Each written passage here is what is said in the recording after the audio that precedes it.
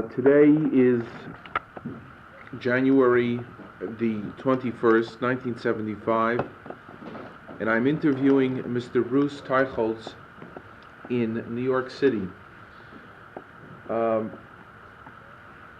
When was the first time that you had the opportunity of meeting an American Jewish chaplain?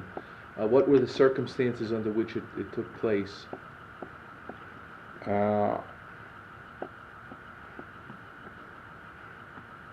I was the president of the International Committee for Refugee and Inmates, former inmates from concentration camps. And I organized the first help for the inmates from concentration camp for they returning to their homeland from concentration camp. Most of them were very sick and they had to have medical help and support money to buy them food. This was in beginning of June 1945. No Jewish organization officially was working there. Where are we talking about? Which area? In Vienna. In Vienna. And this was the first place where they were free under the auspices and control of American army.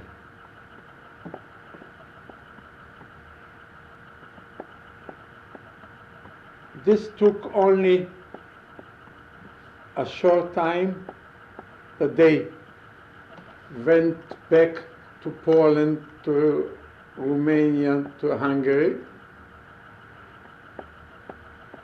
After a few months, maybe 2 months, later, the 3 months, they started to come in people from Poland and they landed on the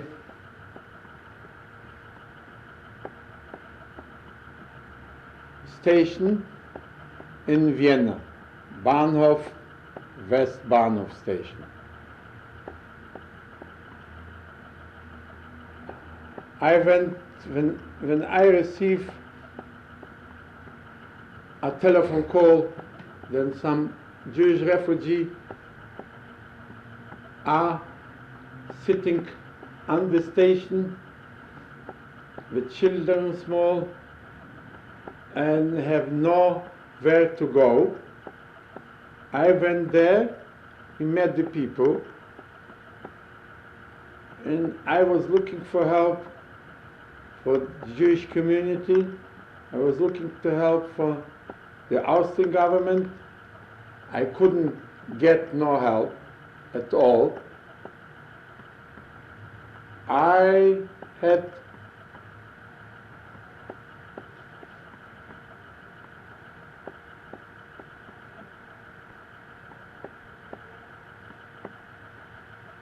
the opportunity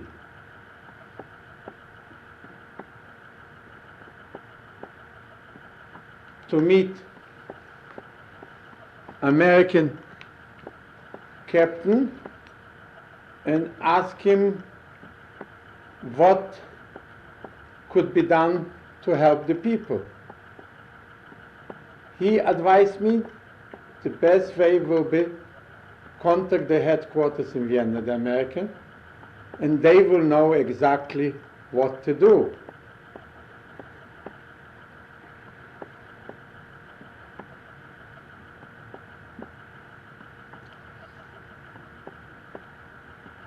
Then I went to the headquarters in Vienna, Votivkirche,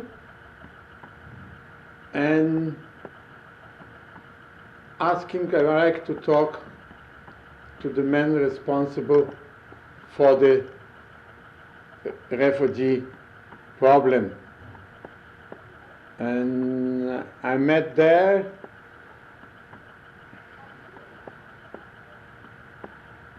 a colonel, and he explained me that they have no instruction what to do in this kind of cases, but he will delegate with me an officer where I will take him back to the station, and then they will have a discussion and they will see what they can help me. Because this was in the American zone, they will be responsible for this. Yeah. That way. Do you remember who the colonel was that you spoke to and who he assigned to you? Yeah, he was Colonel Field, and he assigned to me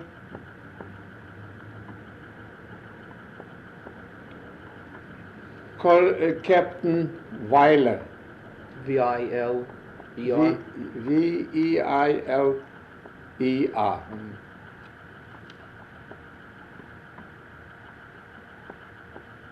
And when I went with Lieutenant Hille, was his name, I went to the station, and he saw how the people were sleeping on the station, and they left the station open.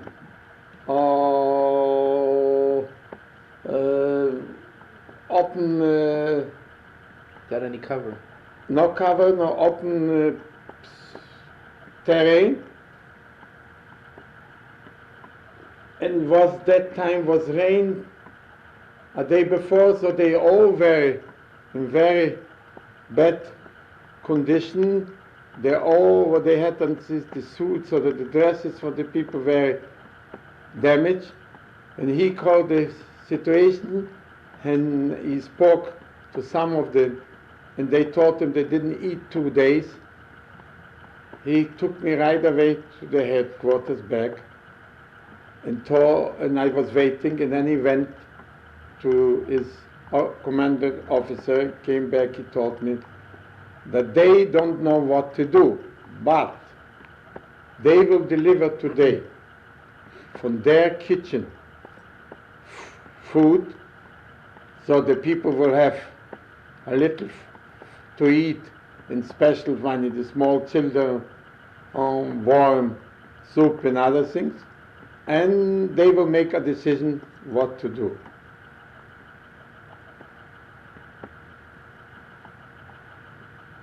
They delivered the food, they left for the next day too, and they asked me to come to the next day to the headquarters to discuss with them the whole problem. Now, was this still in June of 1944? This was in June 1945. Excuse me, 45. I went the next day, and they just told me that they will take care and they will help us what to do. But we will have to look for support from the Jewish organization, and I have to contact American Joint Distribution.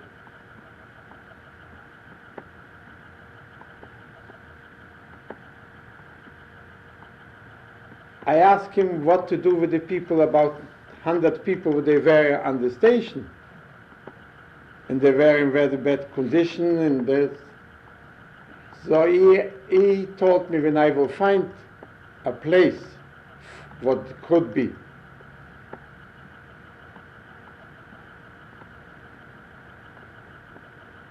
Occupied by the Austrian government in use, they will try to give the people there to have temporary shelter and place where they can live.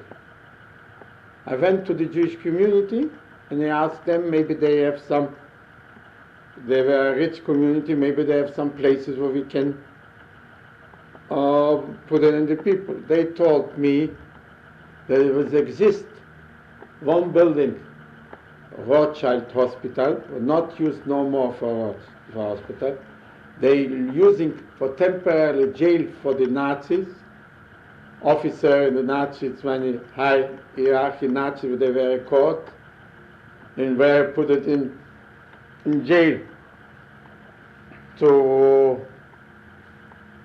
investigate them, to bring them to justice. And this maybe could be used for temporary. This is very big. They only occupied part of this and could be used for this thing. I went to this place, I was looking, and it was really only a small place was occupied. One part was occupied as a jail temporarily, the other was free. It was damaged, but it was a big place where it would be very good for a shelter for these people.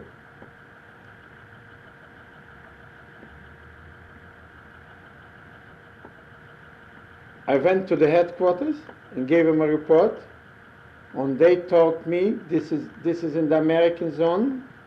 There was in 18 Bezirk,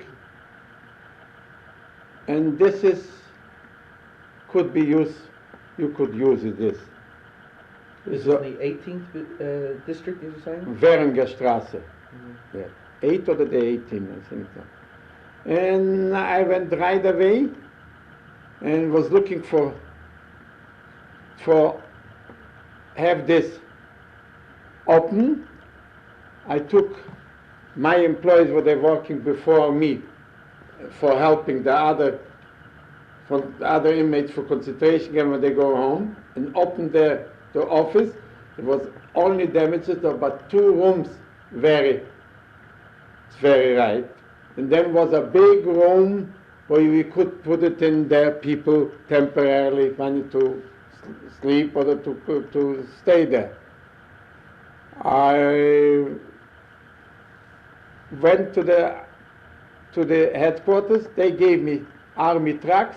I took the old people for the station and put it in there. And first I get the old food and everything for the army. So they brought it to the Rothschild Hospital and they were there. A doctor, well, was an Austrian Dr. Otto Wolken. I asked him to check other people, to give him medication. He had medication for the Austrian hospital, and the people were there sleeping in the night. After a day 2, I was looking to clean it up. I cleaned it up, and these Austrian Nazis were there, but they were watching by the Austrian police. When the refugees saw these Nazis with their signs and the whole thing, and they had information, the Nazis, they started to beat them up. They started to throw stones at them. They saw them in the halls, and there was a big fight, and police was calling in. They were complaining the police was inside. They cannot take the responsibility. So after a few days, they took it out to a jail in the city, and the whole building was free, and they started to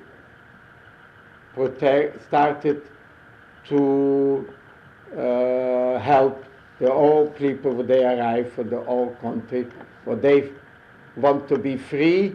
And this was the first thing what we did it to contact the American army, and they was helping. In the American army, we met the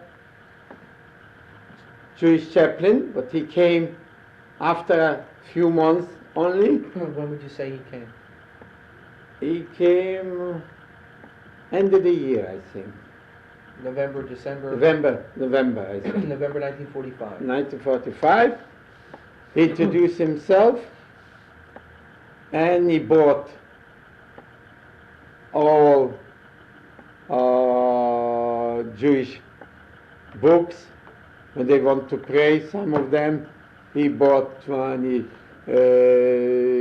kosher meals a few, and bought for the children some candy, chocolate money, and told that he will help these people what they want to have service in Friday, Saturday. So we had a rabbi in this first, where he stayed there in Rothschild Hospital, started there. I right away contact him with this Rabbi Israel, his name was, and he started to receive from him all kind of Bibles and books and course food, and then he told him that the joint is open now, but the joint was open, and he will contact the joint, and we started to give people what they want to have only kosher. Now, that time we started not to take no more food for the army, only from joint. Now, who was this rabbi? I think this was Oscar Lifshitz. I don't know if it was not before a rabbi. Rabbi Bonin. Yeah, Rabbi Bonin. Rabbi Bonin was first. Rabbi Bonin was Right. first. Yeah. So this rabbi that we're talking about, who came to the Rothschild Hospital, Was Rabbi Bonin. Bonin, yeah. The only thing that he could provide at that time was Very limited things, money. He didn't have money, he didn't have, but what his mission was very important. First, that they first met American, was a chaplain, what was interested in the whole Jewish funny religious things, and he was the man who opened for them a door to thinking about it, that they can pray, that they can get it funny help for the whole thing, and when it will be a holiday, Jewish holiday, he will support them with all these things. Funny will be. He promised when it will be Passover, they will have, of course, matzahs, everything, and then they will have all kind of religious books and religious funny things what they needed. Funny, this will be delivered by him. And to him, we could have a contact and express our desire what they want to have in for the American army. In other words, you used him once you met Rabbi Bonin. He was a liaison. No, he was not a liaison, but I had direct contact with the army. The army had his men what they were taking care, and was a special right away open a section, the P section. Mm-hmm. After the people come in more numbers, they opened by himself a section which was under the leadership of this Lieutenant Hille and Captain Weiler. Mm-hmm. What I'm trying to understand exactly is the role, of course, of Rabbi Bonin. Now you mentioned with the army. What exactly was his function in terms of the army? You already had established contact. Yeah, his role was with the army, with the soldiers. Right. He made for them a synagogue every Friday. Right. We attended once in invite us, we attended there, I attended there, and then introduced us to the Jewish officer. And then he had started the contact with the all Jewish community was started in Vienna, mm-hmm. and refugee were with the international committee who was taking care of all the refugee problem in Austria. Mm-hmm. So how did he help you exactly? First, he helped us because he appeared that he is the representative of the Jewish people in the army. I see.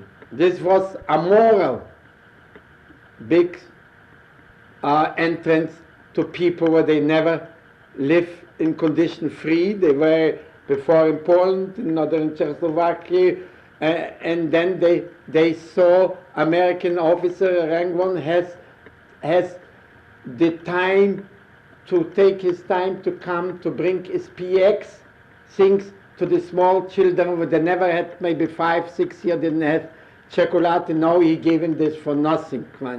And milk, was sick children, so he bought the milk and he gave the milk to the medical division, so this was helping a little children when they needed the milk to divide the milk. It was the same thing. Second, he informed us what really American Jewry wants to do for the refugee. He told us in the holidays, in the beginning, to make a dinner. We invite all the people who they were refugees to sit together so they see that they are treated. And the chaplain came there, and he was the speaker, translated by a interpreter, and then asked the people if they have some questions, and they were asking, and he was trying to inform them. Everybody wants to go right away to America, so this was the people what they could talk to him.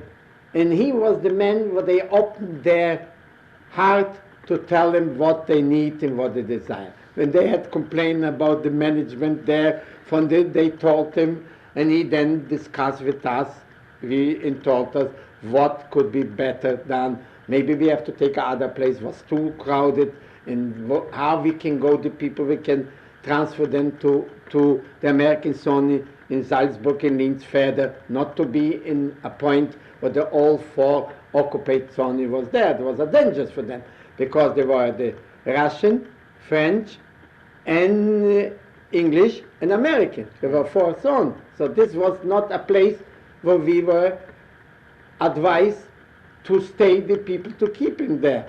First, we didn't want that the Russian will maybe interfere in this or the other. And the second was a dangerous thing that the people will stay in a country was just supposed to be only a transit place, not a steady place. What I consider, what their role was a very important. We have dinner, yeah. But we want to. We have to describe their role as important. But after everything was organized, there was all kind of institution came to take credit for their own work, except for Joint, where he really did a tremendous job. The other institutions were only representative for there, but they have a discussion, lectures, or did a job, schooling in the DP camps there. But the main purpose in the beginning, no one was there. The people came for oppressing country, but they have to leave after this Holocaust, and they were afraid. They were the first day they didn't go out from the Orchard Hospital. You couldn't force them to go out. It was a nice day. You pushed them out. They were afraid. They were afraid when everybody is a Nazi. He killed his father. So when they saw a chaplain, and he spoke to them Yiddish too. So this was something to build up the moral, and they are starting to thinking that they are human beings, that they have some people who they are thinking about this in America. Their representative is in our army, so the American army will treat them nice, will protect them.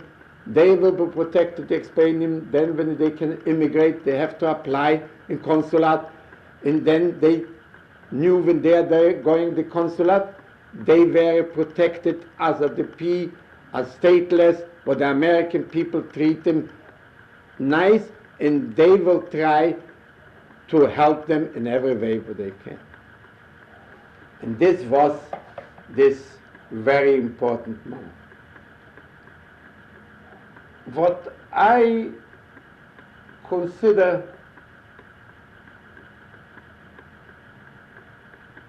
important more than food and everything was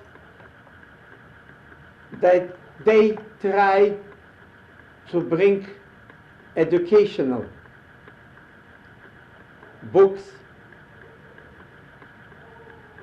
newspaper, all kind of languages, Yiddish, Polish, every place what was in from America, and they put it in the room. It was a special room where the people could read something or they relax there, or they read or they hear radio.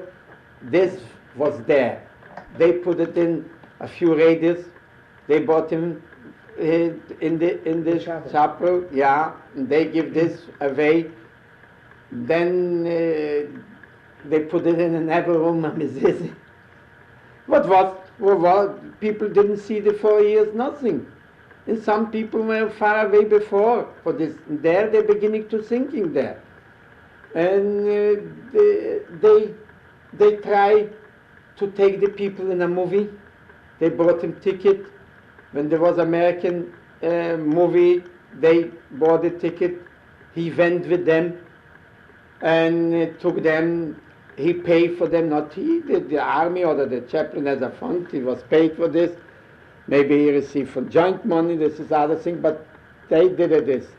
And they came 3-4 times a week.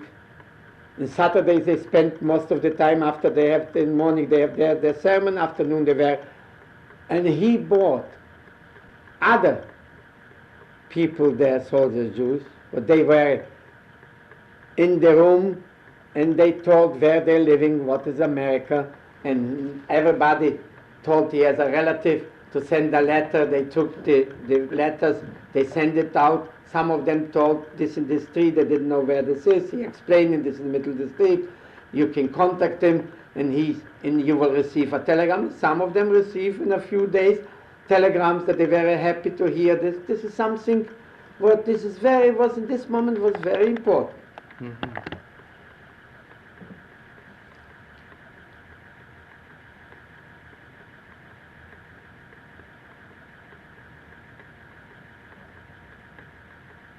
What for me is unforgettable, and this I am repeating always as a sign how the Jewish people has to be grateful for the American Jewry. And not only Jewry, other people, Gentile,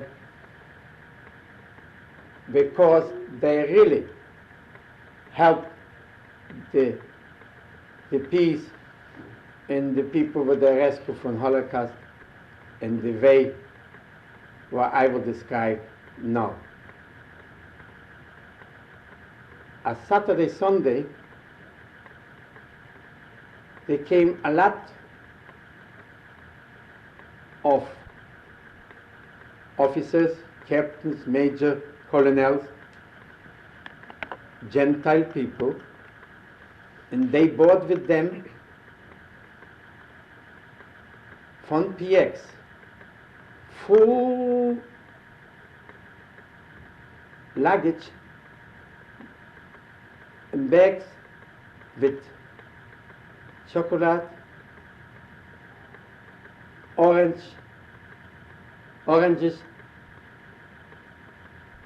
special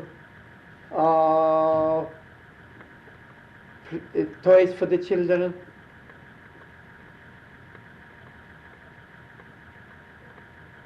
In that time, in Vienna, for this kind of things, butter, food, chocolate, or the special things, conserve and everything, you could get on the black market a fortune, the best suit, the best painting. And they knew about it, but this was not a confidential matter. Everybody knew this was not secret. Right. And they sacrificed their portion, what they receive for PX, give children or for the other sick people in the camps, in the P camps in Vienna, knowing that they will not get things what they could get funny for this packages what they bought here. Mm-hmm. And this is something for showing how the approach from the American people was that time to the problem of the rescued people from the Holocaust. Mm-hmm. We cannot realize today what kind of a thing this was that time. And I consider that this deserves credit. The Jewish officer, what they told them that this kind